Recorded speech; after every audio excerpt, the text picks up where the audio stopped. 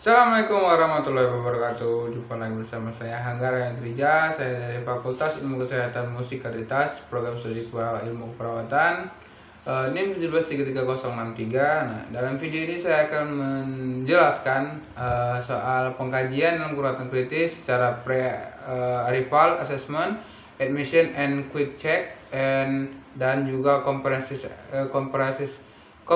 assessment serta ongoing assessment. Apa saja itu dari yang saya sebutkan tadi? Kita mulai dari awal. Keperawatan kritis adalah suatu bidang yang memerlukan perawatan pasien kepada pasien yang berkualitas tinggi dan komprehensif. Untuk pasien yang kritis, waktu itu adalah vital. Proses keperawatan memberikan suatu pendekatan sistematis di mana keperawatan kritis dapat mengevaluasi masalah pasien dengan cepat. Di situ juga dalam proses keperawatan kritis ini keperawatan kritis memberikan suatu pendekatan sistematis. Itu menurut Talbot dan Marquardt 2010. Nah, kita langsung ke pengkajiannya. Yang tadi pre-arrival assessment. Nah, kita dari awal pengkajiannya dulu, yaitu pengkajian. Nah, pengkajian ini adalah komponen kunci dan pondasi dalam proses perawatan. Itu adalah kunci dan pondasinya itu pengkajian. Nah, pengkajian ini adalah suatu usaha atau pembuatan data dasar dan merupakan proses dinamis atau pengkajian secara mendalam yang memungkinkan perawat kritis untuk mendeteksi perubahan cepat dan melakukan intervensi dini serta melakukan asuhan keperawatannya. Nah, di dalam pengkajian ini terdapat 3 fase dasar untuk pengkajian, yaitu adalah pengkajian awal. Pengkajian awal ini adalah pengkajian yang dibuat secara cepat dan tepat selama pertemuan pertama dengan pasien yang meliputi A, B, dan C. Nah, apa itu A, B, dan C? A itu airway, B itu breathing, dan C itu circulation. Nah, yang kedua ini pengkajian dasar. Tadi yang pertama dan yang ini kedua pengkajian dasar. Nah, pengkajian dasar ini adalah pengkajian lengkap pada pasien di mana semua sistem tubuh pada pasien itu dikaji. Pengkajian ini secara terus menerus. Kita langsung masuk ke bagian 3. Ke bagian 3 itu suatu rangkaian pengulangan.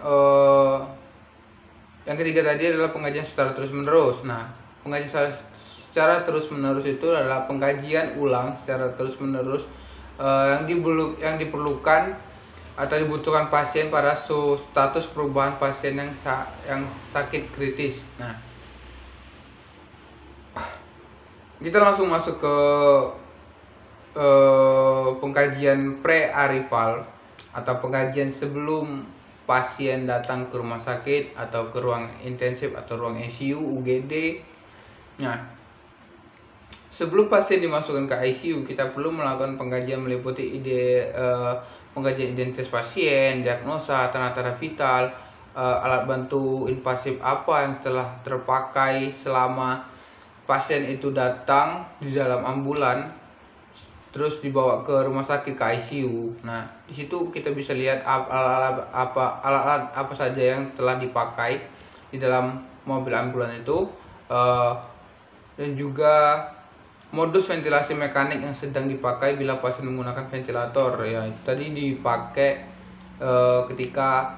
dibutuhkan ketika pemakaian di dalam ambulan sebelum ke rumah sakit. Nah, pengkajian segera ini atau lebih dikenal adalah quick assessment adalah pengkajian segera ketika pasien tiba di ICU yang meliputi pengkajian A, B, C, dan E. Itu lebih lengkap. Nah, yaitu pengkajian lengkap dari airway, breathing, circulation, drug atau obat-obatan yang dipakai, termasuk pasien tuh ada alergi atau tidak terhadap obat-obatan tertentu, dan adakah alat-alat terpasang pada pasien sebelum datang ke rumah sakit. Nah, perawatnya yang menerima pasien di ICU itu segera menilai dan melakukan kajian kondisi pasien pada saat itu. Nah, yang ketiga ini adalah pengkajian lengkap atau comprehensive assessment. Pengkajian riwayat masa lalu seperti pengkajian riwayat sosial, riwayat psikososial, spiritual, serta pengajian fisik dari setiap sistem tubuh seperti kardiovaskuler, respirasi, neurologi, renal, gastrointestinal, endokrin, imunologi, dan sistem integumen. Nah, selanjutnya pengkajian berkelanjutan atau ongoing assessment. Nah, ini dimaksud di dalam ongoing assessment adalah kontinuitas atau berkesinambungan dari dari yang pertama tadi, kontinuitas monitoring kondisi pasien pada setiap 1-2 jam pasien pada saat pada memasuki fase kritis. Nah, selanjutnya sesuai kondisi pasien, kalau pasien sudah mengalami pembaikan tanda-tanda vital, hemodinamik atau itu kita tidak perlu mengeceknya setiap saat atau setiap 1 jam atau 2 jam. Yang perlu kita mungkin bisanya sampai kita cek 3-4 jam kemudian. Itu yang kita cek itu adalah hemodinamiknya, tanda-tanda vital dari pasien, alat-alat yang terpakai pada pasien itu atau masih berfungsi atau tidak. Nah, sekian dulu video saya kali ini. Kira nanti ada video-video selanjutnya.